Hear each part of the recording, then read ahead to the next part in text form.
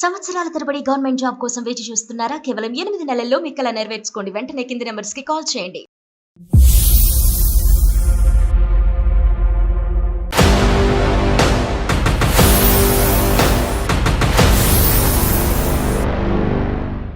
అందమైన జీవితం కార్యక్రమానికి స్వాగతం.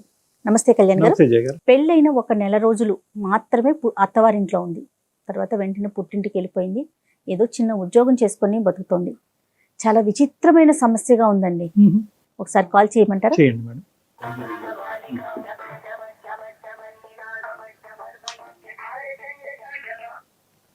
హలో హలో, దేవి గారండి, నేను జయానండి, అందమైన జీవితం ప్రోగ్రామ్ నుంచి కాల్ చేస్తున్నాను. నమస్తే మేడం. నమస్తే దేవి. నమస్తే అండి. డాక్టర్ గారితో మాట్లాడాను, డిస్కస్ చేశాను మీ విషయం. మరి మీరు కూడా ఒకసారి మాట్లాడతారా? నాతో పాటు డాక్టర్ గారు కూడా స్టూడియోలో ఉన్నారు. మాట్లాడతాను మేడం. ఎస్, దేవి అండి, ఉయ్యూరు నుంచి. దేవి నమస్తే అమ్మా. నమస్తే సార్. ఎంతమ్మా వయసు? సార్ నా వయసు 23 సంవత్సరాలు సార్. ఏంటమ్మా ఏ మ్యాటర్ గురించి మాట్లాడటం చేశారు? నాకు చిన్నప్పటి నుంచి పేరెంట్స్ లేరు. చిన్నప్పుడు చనిపోయారు, 10 years ఏజ్ ఉన్నప్పుడే. అయితే మా మేనత్త గారు నన్ను డిగ్రీ వరకు చదివించారు సార్ కష్టపడి.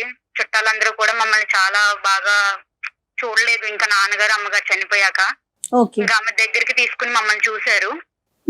అన్నదమ్ములు ఎవరు లేరు? అక్క చెల్లి గాని? నేను ఒక్కదాన్నే సార్. ఒక్కదాన్ని. అవును సార్. ఏ వయసు నుంచి మేనత్ దగ్గర ఉన్నావమ్మా?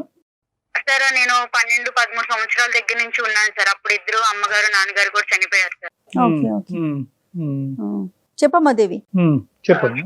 అయితే మా మేనత్త గారు ఒక సంబంధం చూసి పెళ్లి చేశారు సార్. అంటే మా ఇంటికి వచ్చి మరి నన్ను చూసుకుని కావాలి, ఈ అమ్మాయి కావాలని చెప్పి ఒక 1 month 2 months వరకు తిరిగి నన్నే కావాలని కోరుకుని వాళ్ళు చేసుకున్నారు సార్ మ్యారేజ్. ఓకే అమ్మా. కట్నం కూడా ఏం తీసుకోలేదు. వాళ్ళు కొంచెం బాగా రిచ్ పీపుల్. బాగా అంటే కొంచెం బాగా ఫైనాన్షియల్, మొత్తం కంప్లీట్ సెటిల్డ్. ఓకే. నువ్వేం చదువుకున్నావమ్మా? నేను డిగ్రీ చదువుకున్నాను సార్. ఎవరుంటారో అతనితో పాటు? ఉమ్మడి కుటుంబం? ఉమ్మడి కుటుంబం సార్, అందరూ కలిసి ఉంటాము.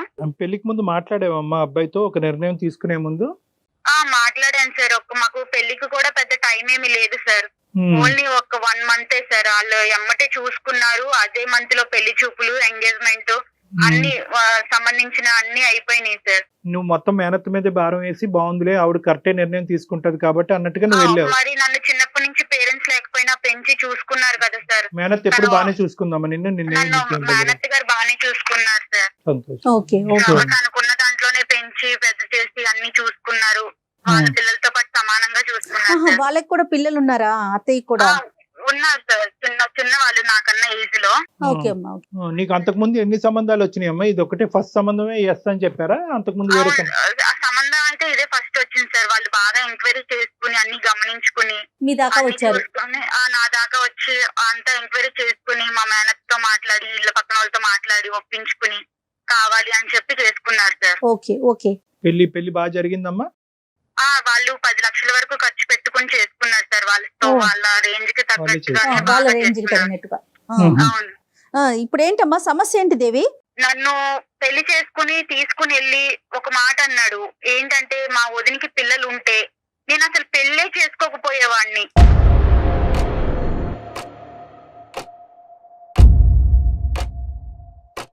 వదినికి పిల్లలు ఉంటే నన్ను చేసుకోకపోవడం ఏంటి, నాకెందుకు ఇట్లా మాట్లాడాడు ఈయన అని చెప్పేసి నేను కొంచెం లోపల చాలా బాధపడ్డాను మేడం. ఆ తర్వాత ఈవిడ ఏమన్నారంటే, నాకు ఎక్కడ ఈయన అన్న ముందు కన్నా నాకు ఎక్కడ అనుమానం కలిగిందంటే, ఈ మా ఫస్ట్ నైట్ అప్పుడు అంటే అక్క, మా బావగారి వైఫ్, మా హస్బెండ్ వదిన కాల్ చేసి ఈవినింగ్ టైము వీళ్ళు ఫస్ట్ నైట్ కి మా ఇంటికి వస్తారు అన్న టైంలో కాల్ చేసి వీళ్ళిద్దరు, ఈమె ఎలా చెప్పిందంటే, మీ హస్బెండ్ మరిది గారు నీతో ఇలా ఉంటాడమ్మా చెల్లి, నిన్ను ఇలా చేస్తారు, ఇట్లా ఉంటారని ఆమె ఎట్లా చెప్తుందంటే, కంప్లీట్ లైవ్ ఒక ఎక్స్పీరియన్స్ చేస్తే మనం ఎలా ఒకరికి ఓపెన్ గా చెప్తామో అంతలా చెప్పింది సార్.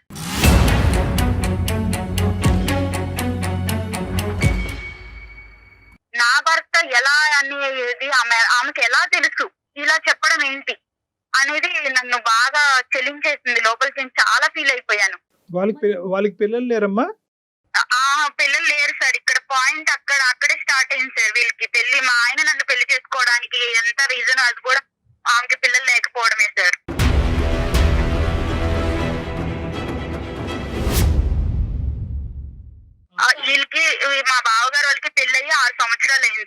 6 సంవత్సరాలు అయింది. పిల్లలు అస్సలు లేరు. చాలా మందులు వాడారు, చాలా పెద్ద పెద్ద హాస్పిటల్స్ కి వీళ్ళకి ఉన్న డబ్బులు మొత్తం చాలా వరకు దానికే ఖర్చు పెట్టారు. అయితే 6 సంవత్సరాల వరకు పిల్లలు లేరు. తర్వాత వీళ్ళు అంతా ఫ్యామిలీ అంతా ఒకటే సార్. ఎట్లా అంటే ఇలా పేదింటి అమ్మాయిని చేసుకుని, ఇలా తల్లిదండ్రులు లేని వాళ్ళని చేసుకుని ఇట్లాంటి ప్లాన్లు వేసి ఇలా ఒక క్రైమ్ లాగా చేస్తారు సార్ లైఫ్ ని. కానీ నాకు తెలియక అడుగుతానమ్మా, ఇది అసలు మీ భర్త ఏదైతే ఒక ఎజెండాతో నిన్ను పెళ్లి చేసుకున్నాడో ఆ ఎజెండా సీక్రెట్ గానే కంటిన్యూ చేయొచ్చు కదా. నీ ఎదురుగుంటా కూర్చుని మా వదినకి పిల్లలు ఉంటే కనుక నిన్ను చేసుకుని ఉండేవాడిని కాదు అనే మాట నీకు డిక్లేర్ చేయవలసిన అవసరం ఏముంది? అదే నాకు అర్థం కాలేదు సార్. ప్రతిసారి ఆవిడ కూడా మా ఇద్దరు మాట్లాడుకున్నప్పుడు మధ్యలో రావడం, మేము గదిలో కలిసి ఉన్నప్పుడు వచ్చి డోర్లు తీయడం, ఇట్లాంటివన్నీ చేసింది. ఇవన్నీ కూడా నాకు చిన్న చిన్న అనుమానాలను కలిగించినాయి. అయితే ఒక రోజు నేను చూడకూడని చూశాను సార్. వాళ్ళిద్దరు రూమ్ లో, వాళ్ళ బెడ్రూమ్ లో, మా బావగారు వాళ్ళ బెడ్రూమ్ లో మా హస్బెండ్ వాళ్ళ వదిన ఉండడం నేను కళ్ళతో చూశాను సార్. అది ఎలా అంటే ఒక చెప్పకూడని పీక్ టైం సార్. అది అసలు టూ మచ్. అది నేను తట్టుకోలేకపోయాను సార్. అది నా భర్త వేరే వాళ్ళతో ఉండడం అనేది నేను అసలు యాక్సెప్ట్ చేయలేకపోయాను.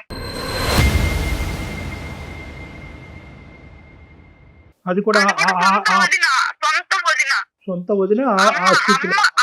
అమ్మ తర్వాత అమ్మ ఎవరైనా ఉన్నారంటే వదిన కదా సార్. మీ బావగారికి ఎంతవరకు తెలిసి వ్యవహారం అతనికి పూర్తిగా తెలుసా? ఇంట్లో అందరికీ తెలుసు సార్. అందరికీ తెలుసా? గారికి, అత్తయ్య గారికి, బావ గారికి అందరికీ తెలుసు సార్.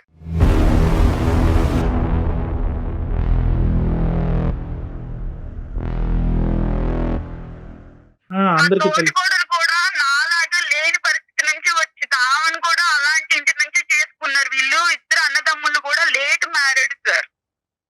మా సరే, బావగారికేమో 40 ఏళ్ళకి పెళ్లి చేశారు, మా ఆయనకేమో 38 ఏళ్ళకి పెళ్లి చేశారు, నాకేమో 23 సంవత్సరాలు. ఎంత గ్యాప్ చూడండి సార్. ఇలాంటి నాకు పెళ్లికి ముందు చెప్పలేదు సార్ వీళ్ళు ఇవేమి, తర్వాత చెప్పారు. చెప్తే నువ్వు ఎందుకు చేసుకుంటావు కానమ్మా. వీళ్ళందరూ ఏంటంటే అలాంటి బక్రాలను ఎదుర్కొని ఎవరైతే కనుక దిగు స్థాయి దిక్కులేనటువంటి వాళ్ళు ఉంటారో, ఎదురు దాడి చేయరు, ఎటువంటి ప్రశ్న అడగరు, ఒక మూలన పడి ఉంటారు. అయినా కానీ నిన్ను చేసుకోవటం ఎందుకమ్మా? ఇప్పుడు అంటే పెళ్లి అనే ఇప్పుడు వాళ్ళ వదినతో నిజంగా ఆ వ్యవహారం నడిపిస్తే కనుక ఆ ట్రయాంగిల్ లవ్ స్టోరీ అలాగే కంటిన్యూ అవనియండి. మధ్యలో నిన్నెందుకు తీసుకొచ్చారంటే ఎందుకు బలి చేశారు అసలు? అది లవ్ కాదు సార్, అది ఒక రకమైన కామం అన్నమాట. నీ దురదృష్టం ఏంటంటే కనుక ఇక్కడ కట్నం అడగకుండానే చేసుకున్నారు, పెద్దింటి కుటుంబంలో చేసుకున్నారు, తల్లిని పిల్లని చేసుకున్నారు, జాలిపడి చేసుకున్నారు అనే యాంగిల్లో ఎంతో కొంత ఒక వ్యవహారాన్ని కనుక్కోకుండా, ఎందుకంటే ఇలాంటివి ఎక్కువ దాగేటటువంటి కాదమ్మా. సార్ వీళ్ళకి ఫస్ట్ నుంచి కూడా రిలేషన్ ఉందని చెప్పేసి చుట్టుపక్కల వాళ్ళకి, ఇంట్లో పనిచేసే ఒక పని ఆవిడికి, అందరికి కూడా వీళ్ళ మీద చిన్న అనుమానం అనేది ఉంది సార్. నీకు వెళ్ళాక గానీ తెలియలేదు అంతేనమ్మా? వెళ్ళాక గానీ తెలియలేదు. ఈయన కూడా ఫస్ట్ నుంచి కూడా ఇట్లా నాకు ఫస్ట్ నైట్ అప్పుడు చెప్పడం, ఈయన ఇలా ఇవన్నీ కూడా ఇంకా నేను కూడా స్లోగా అందరినీ కనుక్కోవడం ఇలా జరిగింది సార్. ఇవి జరిగిన తర్వాత మా మామయ్య గారికి, అత్తయ్య గారికి అందరికి కూడా నేను దీన్ని ఎక్స్ప్లెయిన్ చేశాను మేడం. చేసినందుకు నన్ను వాళ్ళు ఆ రోజు సాయంత్రమే తీసుకొచ్చేసి మా ఇంట్లో మా మేనత్త దగ్గర నన్ను దింపేసి, మీ అమ్మాయిని ఇలా పెంచారు మీరు ఇలాగే నా పెంచడం, ఇలాగే ఈ అమ్మాయికి మంచి మర్యాద అని చేసుకున్నాం మేము, మా మీద బొరుగు జల్లుతుంది అంటే వాళ్ళ వైపు ఏమీ తప్పు లేనట్టుగా మాట్లాడుతున్నారు అంతేనమ్మా? మాట్లాడి మా మేనత్త గారికి చెప్పి దింపేసి వెళ్ళిపోయారు మేడం మా మావయ్య గారు. మరి అత్తయ్యకి మీరు ఎక్స్ప్లెయిన్ చేశారా? అందరికి చెప్పాను మేడం. మీ మేనత్తకి ఒక్కటే తెలిసి, వాళ్ళందరూ తెలిసి ఇది అనేది జరుపుతున్నారు. వాళ్ళ ఇంట్లో ఇదంతా కూడా ఒక ఆనవాయితీ, ఒక అలవాటు, ఒక వ్యవహారం అమ్మా. అది ఆ కల్చర్ అలా అయిపోయింది. ఇక్కడ దురదృష్టం ఏంటంటే ఏదైతే నీ లూప్ లోంచే వచ్చినటువంటి ఆ పెద్ద ఆడపిల్ల కూడా ఇంకా వాతావరణానికి అడ్జస్ట్ అయిపోయింది.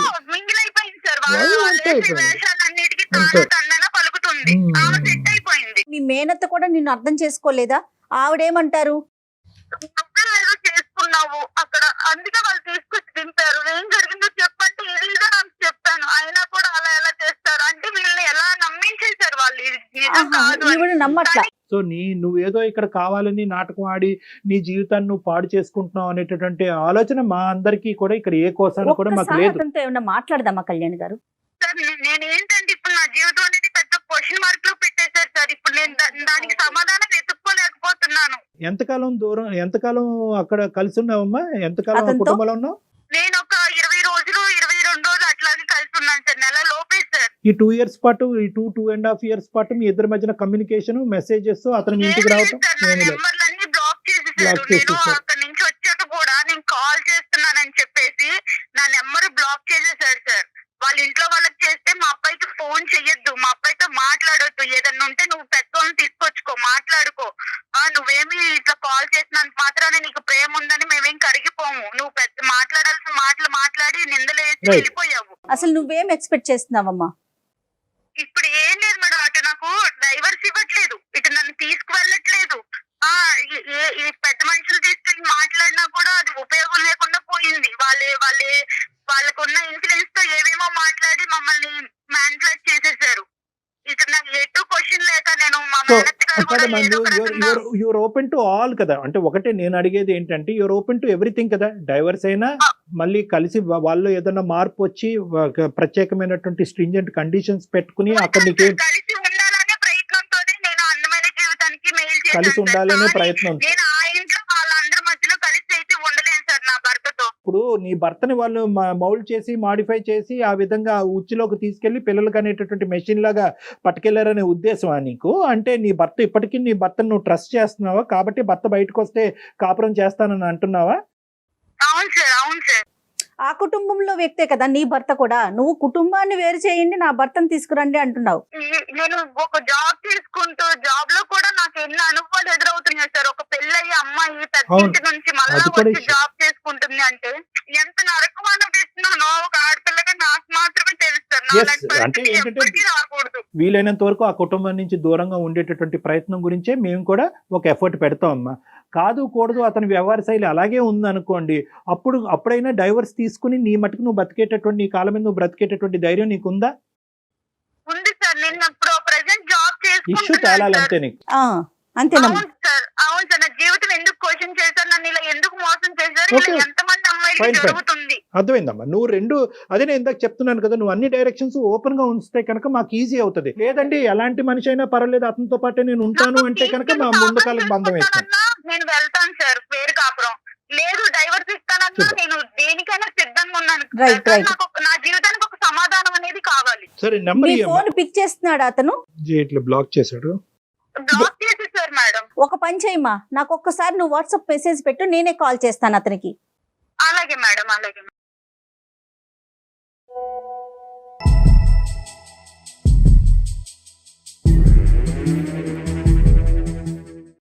హలో హలో, సుధీర్ అండి.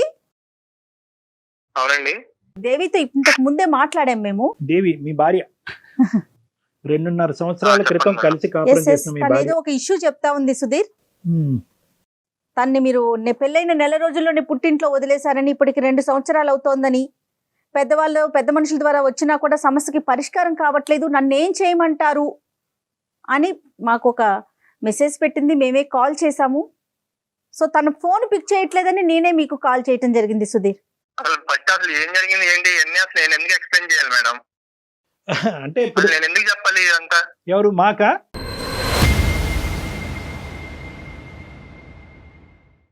అసలు ఎందుకు చెప్పాలి సార్? అసలు మీరేదో ఫోన్ చేసి ఇలా మీ అందమైన జీవితం నుంచి కాల్ చేస్తున్నాము, ఇలా మీ వైఫ్ కాల్ చేసి మీ అన్ని చెప్పి మీరు నాకు కాల్ చేసి ఇవన్నీ అసలు నేను ఎందుకు చెప్పాలి సార్ మీకు? ఇప్పుడు ఆ అమ్మాయి మాటని వినేసి మేము అవునా అమ్మాయి ఇలా చేసే అమ్మాయి అని చెప్పి కొట్టలేదు. లేదమ్మా, ఆ అబ్బాయి వర్జన్ కూడా మేము వినాలి. ఆ అబ్బాయి పడేటటువంటి బాధ ఏంటి అనేది మాకు అర్థం అవ్వాలి. అంటే కనుక ఆ అబ్బాయి నెంబర్ ఉందంటే కనుక నెంబర్ ఎత్తట్లేదండి అంటే కనుక సరే మేము ట్రై చేసుకుని రిక్వెస్ట్ చేసుకుంటాం అనేటటువంటి ఉద్దేశంతో నీకు కలపటం జరిగిందే కానీ నిన్ను ఇబ్బంది పెట్టే ఉద్దేశం కాదు నాన్న. అది కూడా నువ్వు దయచేసి అర్థం చేసుకోవాలి.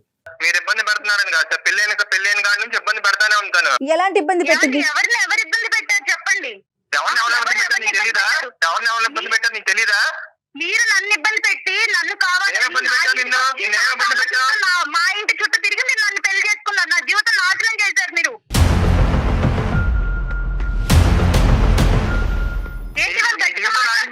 నీ జీవితం నాశనం చేసావు. నువ్వు వచ్చి మా కుటుంబంలో లేనిపోయిన సృష్టించి మా కుటుంబం మేము చక్కగా ఉన్న కుటుంబాన్ని లేనిపోయింది నేను సృష్టించానా? నేను కళ్ళతో చూసిన నిజం కాదా? ఏం చూసావు? నీ కళ్ళతో ఏం చూసావు? ఏం చూసావు నీ కళ్ళతో? మీ వదిన మీ వదినాలు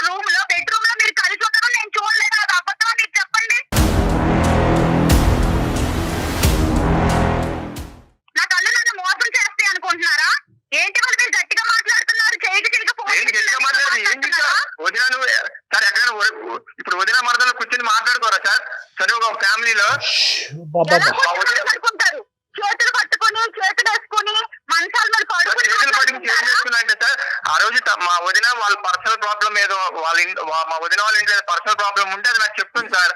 అది నువ్వు ఎవరికి చెప్పమాకని చెప్పి ప్రామిస్ తీసుకుని సార్. అది చూసుకుని తిని ఏదో ఊహించేసుకుని డాక్టర్ గారు నేను చెప్పే అంత అబద్ధం డాక్టర్ గారు. నేను చెప్పే అబద్ధం నీకు అంటే వదిన వాళ్ళంటే ఇంత చనువుగా ఉంటారని నాకు తెలియదు. మరి మీ ఇంట్లో నేను చూసేంత వరకు, నేను బయట చూసాను కానీ ఇలాంటివి చూడలేదు. మీ అంత చనువుగా నేను ఇగో ఇట్లాగా మంచాల మీద అంత చనువుకుంటారని నాకు ఇప్పుడే అర్థమైంది. ఒకటి సుధీర్, ఒక్క నిమిషం అమ్మ మాట్లాడమాక, నీకు అదే చెప్పాను లాస్ట్ టైం కూడా. మీ అత్తని తీసుకొచ్చి మాట్లాడినప్పుడు దేవి నువ్వు లేనిపోయిన క్రియేట్ చేయమాక. చక్కగా ఉన్న మా ఫ్యామిలీలోకి వచ్చి నువ్వు లేనిపోయిన క్రియేట్ చేసి ఇప్పుడు మా ఫ్యామిలీ మొత్తం డిస్టర్బ్ అయ్యేలా చేసావు నువ్వు. అసలు ఏం మాట్లాడుతున్నావు నువ్వు? అసలు నువ్వు షోకి వెళ్ళాల్సిన అవసరం ఏంటి నీకు? దేవి రీసెంట్ గా అలా అది ఎవరికి తెలుసు? ఎవరికి పుట్టాడండి? ఏమాట బుద్ధి ఉందా బుద్ధి లేదా అసలు నీకు?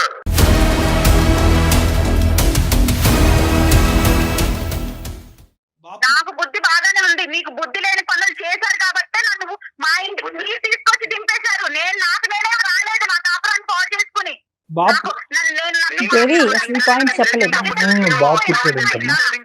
మరేం సరదా కాదు పెళ్లి చేసుకుని తీసుకెళ్లి దించడానికి నిన్ను.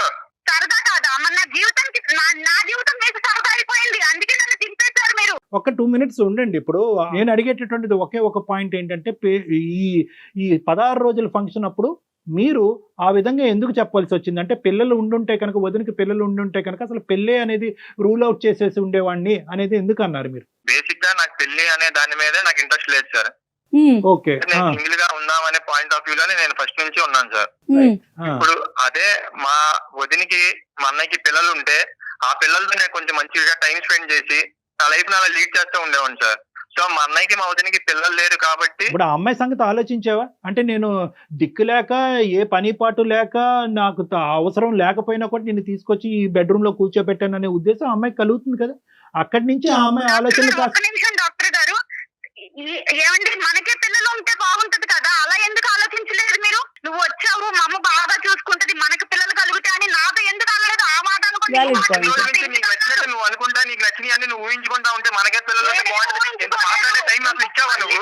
చెప్తున్నా, ఇంకొకసారి మాట అంటే బాగోదు చెప్తున్నా, మళ్ళీ చెప్తున్నా. మీరు ఏం బాగోదు ఏం చేస్తావు చెప్పు.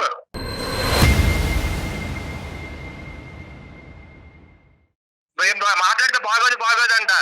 నువ్వు వచ్చాక కూర్చుని ఏమంటే మీరు ఆ రోజు ఇలా అన్నారు, ఎందుకు అన్నారు, ఏంటి దాని ఉద్దేశం ఏంటని నువ్వు అడిగావా నన్ను?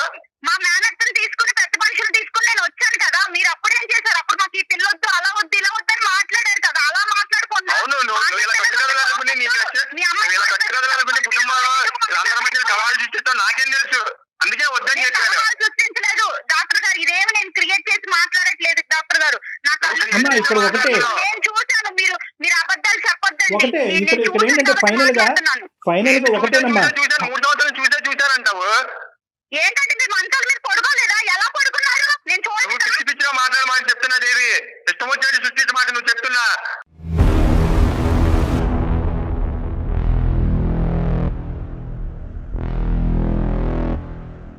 అదే తప్పు చేస్తే మీరు ఊరుకుంటారా? ఊరుకోరు కదా. ఊరుకోరు, ఎవరు ఊరుకోరమ్మా.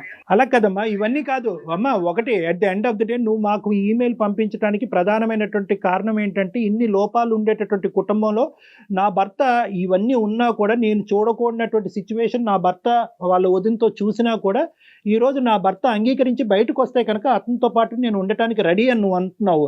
దానికి అతను రెడీయా కాదా అన్నది ఫస్ట్ అది తేల్చుకుని దాన్ని బట్టి మనం మిగతా మాటలు మాట్లాడుకోవాలి. కానీ ఇంకా ఒకరి మీద ఒకరు సుధీర్, అది కాదు. ఇప్పుడు ఆ అమ్మాయి నీకు కావాలా సుధీర్? ఆ అమ్మాయిని మీరు స్వీకరించడానికి రెడీగానే ఉన్నారా? సార్ స్వీకరించడానికి రెడీగా ఉన్నారంటే సార్, తను మళ్ళీ వచ్చిన కాడి నుంచి మళ్ళీ ఏదో స్టోరీ క్రియేట్ చేసి మళ్ళీ వెళ్ళిపోతే మళ్ళీ ఎవరు సార్ రెస్పాన్స్? లేదు, ఇప్పుడు అమ్మాయి ఏంటంటే ఈ అంశాలన్నీ పక్కన పెట్టేసి మీ వదిన గారితోనో ఇలాంటి ఇష్యూస్ ఇవన్నీ ఏం మాట్లాడకుండా, మళ్ళీ ఫ్యూచర్లో ఇవి రాకుండా, పాస్ట్ తవ్వకుండా ఆ అమ్మాయి అన్ని కూడా వెనక్కి పెట్టేసి మళ్ళీ మీ జీవితంలోకి రావడానికి రెడీగానే ఉంది. ప్రొవైడెడ్ ద కండిషన్ ఏంటంటే ఆ కుటుంబం నుంచి మీరు బయటకు విడికాపురం రావాలంట. దానికి మీరు రెడీనా అని అడుగుతారు. లేదు డాక్టర్ గారు, ఎందుకంటే ఆయన కోరుకున్నట్టుగా వాళ్ళ వదినికి బాబు కూడా పుట్టాడు డాక్టర్ గారు. నన్ను ఎప్పుడైతే వాళ్ళు దింపేశారో ఆ అమ్మాయి తర్వాత ప్రెగ్నెంట్ అయ్యింది. ఇప్పుడు వాళ్ళ ఇంట్లో బాబు కూడా ఉన్నాడు డాక్టర్ గారు. ఇంకా ఏంటమ్మా? జరిగాక నన్ను ఇంకెందుకు తీసుకెళ్ళి ఏం మాట్లాడుతున్నావు? నీకు బుద్ధిందా బుద్ధి లేదా?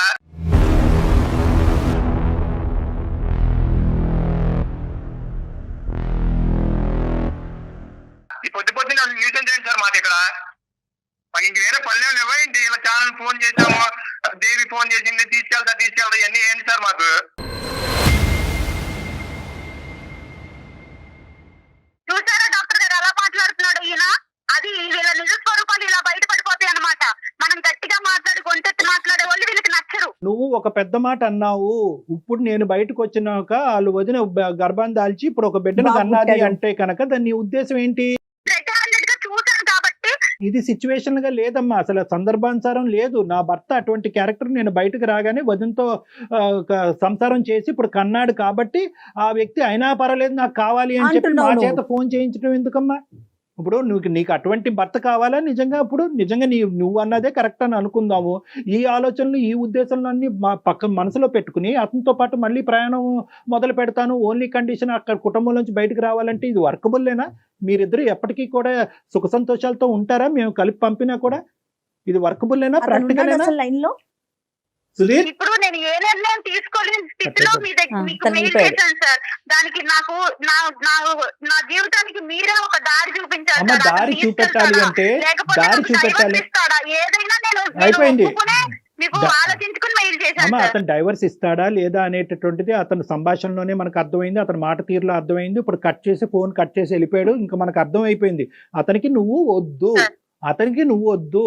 అదైతే క్లియర్ కట్ గా అతను ఏంటంటే అతనికి నీవు వద్దు అనేటటువంటి మాట అతని నోటి ద్వారా అతను చెప్పకుండానే మీ ద్వారానే డైవర్స్ అప్లికేషన్ అక్కడ పంపించాలనేటటువంటి ఉద్దేశంతో వెయిటింగ్ గేమ్ ఆడుతున్నారు వాళ్ళు. ఇప్పుడు ఏంటంటేనమ్మా అక్కడ జరిగినటువంటి సంఘటన అతను ఒప్పుకోడు. ఎస్ అండి నా వదినతో నాకు ఒక ఇది ఉంది అనేటటువంటిది అతను ఒప్పుకోవట్లేదు. చూసినట్టుగా నువ్వు ఊహించుకుంటున్నావు. అదే ఇప్పుడు నువ్వు ఒప్పుకుంటే మళ్ళీ వాళ్ళకే పరువులు ఉంటాయి, మాకు ఉండవా సార్? మా జీవితాలు ఇలా ఇక్కడ పబ్లిక్ గా దేవి ఇక్కడ పబ్లిక్ గా నువ్వు చూసింది కరెక్ట్, ఖచ్చితంగా అక్కడ అక్రమ సంబంధం ఉంది అనే విధంగా మేము కూడా మాట్లాడలేవు. కానీ నీ కళ్ళ ద్వారా నువ్వు ఏదైతే చూసావో అది నువ్వు నమ్ముతున్నావు కాబట్టి అక్కడికి వెళ్ళేటటువంటి ఉద్దేశం నీకు ఉందా లేదా అని ప్రాక్టికల్ గా ఆలోచించు. దేవి మొత్తం నువ్వే చెప్తున్నావు, నువ్వు ప్రాక్టికల్ గా ఆలోచించు. నువ్వు చూసింది మేము సమర్థించలేము అమ్మా, ఎందుకంటే మేము ఎలా సమర్థిస్తాము? అక్కడ మేము సమర్థించలేము. కానీ నువ్వు చూసింది నిజమే, ఆ నిజాన్ని నేను చూశాను కాబట్టి అది నేను జీర్ణించుకోలేను కాబట్టి అక్కడికి నేను వెళ్ళలేను అనేటటువంటి నిర్ణయం అన్నా తీసుకోవాలి. అది జీర్ణించేసుకుని సంసారం జీవితమే ఇంపార్టెంట్ కాబట్టి మిగతా అంశాలన్నీ పక్కన పెట్టేసి అణిగిమణిగి నేను అక్కడే ఉంటాను అనే నిర్ణయం అన్నా తీసుకోవాలి.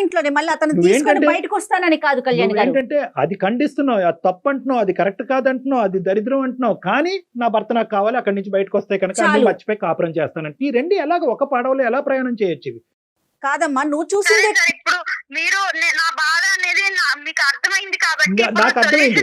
నేను ఒకే కంక్లూజన్ నేను చెప్తానమ్మా. ఇప్పుడు ఆ అబ్బాయి అయితే కనుక ఇది ఒక పేపర్ తీసి చింపేసినట్టుగా ఇది చింపేస్తున్నాడు. అదేమీ లేదు, కేవలం మా కుటుంబంలో విడదీయటానికి ఈ అమ్మాయి దాపరించింది కాబట్టి ఈ అమ్మాయిని తీసుకెళ్లి ఆ పుట్టింట్లో వదిలేయటం జరిగింది. మాకు ఇక్కడ ఎటువంటి అలాంటి బూత్ కార్యక్రమాలు ఏమి ఇక్కడ జరగట్లేదు, అటువంటి అంశాలు ఏమీ లేవు అని ఆ అబ్బాయి కళాఖండిగా చెప్పేశాడు. కాబట్టి ఆ అబ్బాయి తప్పు చేస్తున్నట్టుగా ఇలా పబ్లిక్ ఫోరం మీద మేము మాట్లాడటం అనేది కరెక్ట్ కాదు. వదినికి అతనికి ఇంకోటి ఏదో ఉంది అనేటటువంటిది ఇలా పబ్లిక్ ఫోరం మీద మాట్లాడటం కరెక్ట్ కాదు. కానీ at the end of the day okay అందు గురించి ఇక్కడ ఏంటంటే బాధితురాలు నువ్వే, జడ్జి నువ్వే. అదే నేను అంటున్నాను, బాధితురాలు నువ్వే, జడ్జి నువ్వే. నువ్వు కొద్దిగా ఓపెన్ మైండ్ సెట్ లో ఉండాలి. నువ్వు ఎంత ఇంప్రాక్టికల్ గా ఆలోచిస్తున్నావు అనే ఓపెన్ మైండ్ సెట్ తో నువ్వు ఉంటే కనుక నీ నిర్ణయం నువ్వే తీసుకోవచ్చు. ఇలాంటి వ్యవహారాలు నడిపించేటటువంటి భర్తతో పాటు నమ్మకంగా నేను ఎలాగా కాపురం చేయగలను, ఎలా నమ్మకంగా అతనితో కాపురం చేసి పిల్లలు కన్ను, ఇది ప్రాక్టికలీ ఇంపాసిబుల్. నెంబర్ 1. నెంబర్ 2 ఏంటంటే ఇక్కడ మోస్ట్ ఇంపార్టెంట్, అతనికి నీ మీద పూర్తిగా నమ్మకం పోయింది. అతను నీ మీద నమ్మకం ఏమి లేదు. ఈ అమ్మాయి ప్రేమ పోయింది, చచ్చిపోయింది. అతను ఒకటే ఉద్దేశం ఏంటంటే నేను అయిష్టంగా బలవంతంగా పెళ్లి చేసుకున్నాను. అయితే ఏంటయిందంటే కనుక కొద్దిగైనా కాంప్రమైజ్ అయ్యి నేను చెప్పేటటువంటి మాట విని నా లెక్క ప్రకారం ఉండేటటువంటి వ్యక్తిగా వచ్చి ఉంటే కనుక నేను స్వీకరించేవాడిని. వస్తూనే మా కుటుంబాలను చిచ్చిరేపి ఎదురుదాడి చేసేటటువంటి వ్యక్తిని నాకు వద్దు అని చెప్పి చెప్పకుండానే అతను నీకు దండం పెట్టేశాడు. అతను సో ఇటువంటి వాతావరణంలో అసలు ఎంతవరకు అసలు 0.5% అయినా కూడా ప్రాక్టికల్ గా మీరిద్దరు సంసారం చేసుకుని ముందుకు వెళ్ళగలరా? No, I don't think it is practically possible. నువ్వే ప్రాక్టికల్ గా ఆలోచించట్లేదు దేవి. సారీ నేను ఇట్లా అంటున్నందుకు. నువ్వు చేయవలసింది ఏంటంటే నీకు కాపురం వద్దు, భర్త జీవితం ఏంటి మేడం? ఇప్పుడు నా జీవితం అమ్మా, ఏమైస్తుంది? డైవర్స్ ఇస్తారా? ఫస్ట్ నువ్వు లీగల్ అడ్వైస్ తీసుకో. మీ తరపు నుంచి మీరే డైవర్స్ తీసుకునేటటువంటి ప్రయత్నం చేయండి. ఒక లీగల్ నోటీస్ అనేది వాళ్ళకి పంపించండి, అన్ని సర్దుమనుగవు. నీ జాబ్ నువ్వు చేసుకో, నీ కాళ్ళ మీద నువ్వు నిలబడే ప్రయత్నం చేయి. అలాగే మేడం. ఇప్పుడు నీ క్లారిటీ వచ్చింది కాబట్టి, ఇంతవరకు నువ్వు ఒక కన్ఫ్యూజన్ లో ఉన్నావు కాబట్టి ఇప్పుడు నీ వచ్చింది సార్. ఇప్పుడు తెలిసింది వాళ్ళ నిజ స్వరూపం అనేది phone Yes, call yes, exactly. బాగా క్లియర్ గా అర్థమైంది. సో నీకు ఏ దారి అయితే నువ్వు ఎత్తుక్కుంటూ వచ్చావు మా దగ్గరికి, ఆ దారి ఇది ఉందమ్మా అని అవైలబిలిటీ అనేటటువంటిది ఒక క్లారిటీ మీకు ఇచ్చాము. నీకు ఆ కన్ఫ్యూజన్ క్లియర్ అయింది కాబట్టి ప్లీజ్ గో హెడ్ అండ్ నీ జీవితం ఏదైతే ఉందో ముందున్న జీవితాన్ని ఒక నమ్మకంతో ప్రయాణం చేయడానికి ప్రయత్నం చేయమ్మా. ఎవ్వరు మనతో తోడు రారు అమ్మా దేవి. మనకి మనమే ధైర్యంగా ఉండాలి. Okay okay madam. Right. Okay, thank Thank you, you. ma. Good luck అమ్మా, all the best. She's confused అమ్మా. ఆ సో కన్ఫ్యూజన్ కొంచెం మనకి నిదానంగా ఆలోచించుకుంటే తనకి ఒక క్లారిటీ Right. వస్తుందండి. అంతే. రైట్ కళ్యాణ్ గారు, నమస్తే. Thank you. సుమన్ టీవీలో మీ పర్సనల్ అండ్ బిజినెస్ ప్రమోషన్స్ కోసం కింది నెంబర్కి కాంటాక్ట్ చేయండి.